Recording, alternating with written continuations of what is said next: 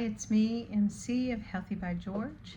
I'm here every Sunday and Thursday, and Sundays I talk about my weight loss journey.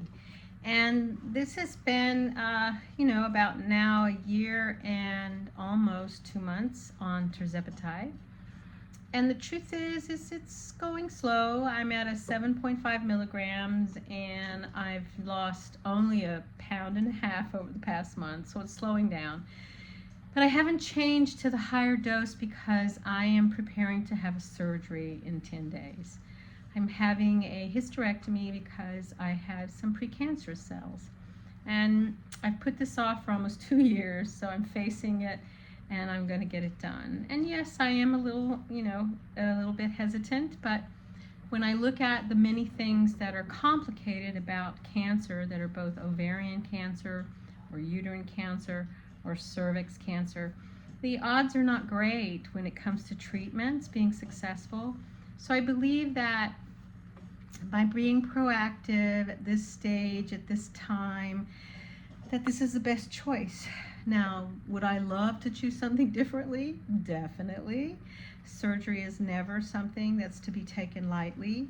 I've had what's called a hernia surgery in the past that was not very pleasant, so I'm very knowledgeable about the whole surgical process when it comes to the gut area.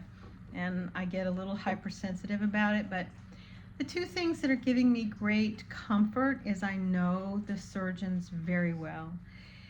And I feel like they're great and that they have a lot of experience in this area, and I'll be in good hands. And I think when it comes to any kind of surgery, feeling your surgery team can be trusted, feel confident about them, that's going to be the most successful way to approach surgeries. For my weight loss, I think what's going to happen is I have to stop the drug this past week. I take this drug, tirzepatide, every Wednesday, or my injection days, so I'm having to hold the drug now. I won't take an injection this Wednesday, and that's okay. I'm going to be transitioning, and we'll see what happens. But once I'm out of surgery, once I'm in recovery, then I'm just going to pick up where I left off. And who knows, I may even be lighter since they're removing my uterus, which has got some very large fibroids in it. So, as any woman who has struggled with fibroids, you know what I'm talking about. This unusual bleeding that happens that you can't understand, and the discomfort around periods that you've had in the past. And for me, I think when I look back at this issue with my fibroids, I think it's one of the things that kept me from becoming pregnant.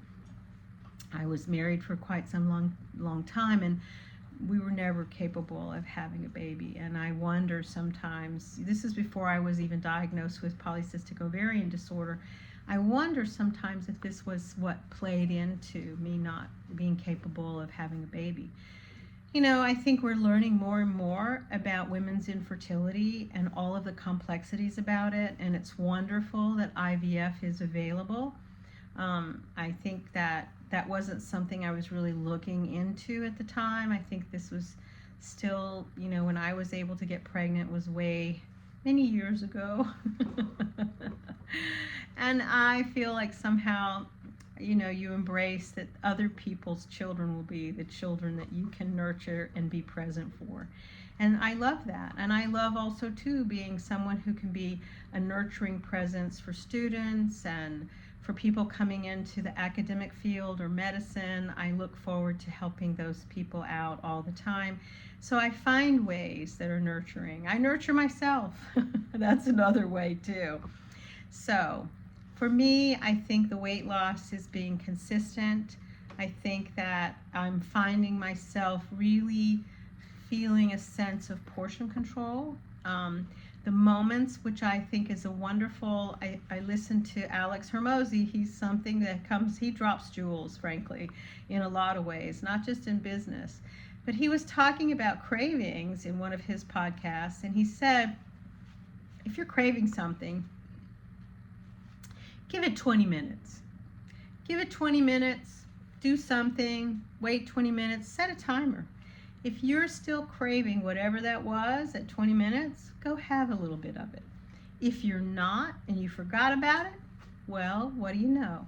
So I'm going to start approaching my cravings of any kind or any kind of emotional eating that may show up in the next 10 days, which, that could happen. I think stress is always going to be part of the process of when you're approaching and preparing for a major surgery. But I think I've got lots and lots of things I can fall back on. I have a meditative practice. I've got my stretch lab sessions in place before the surgery. I have my acupuncturist coming on Friday of this coming week. And I've got so many things that I'm doing for myself so that I feel a sense of relaxation and care for myself as I approach this surgery on October the 30th. I'm going to share with you guys the experience. I think it's always something that when it comes to health, it's hard to know about what we don't know. And I know every person's experience is unique, but sometimes having someone who can share with you their experience helps you have a little less fear when it comes to your own experience. So I'm going to continue to rethink what I'm eating, continue to be present to the food that I choose to eat, even though I won't be taking a tirzepatide dose on Wednesday. I think being on this weight loss journey has been a huge educational process for me.